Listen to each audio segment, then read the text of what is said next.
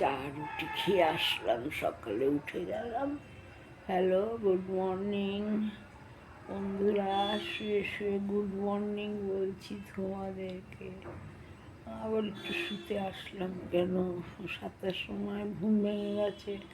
উঠে টয়লেট গেলাম, কেন বউ আর ওরা তো নেই, ছোটকা ওরা আসেনি কালকে, ওই বার্থডে খেয়েছে দোকানেই, ওই বাড়িতেই শুয়ে গেছে।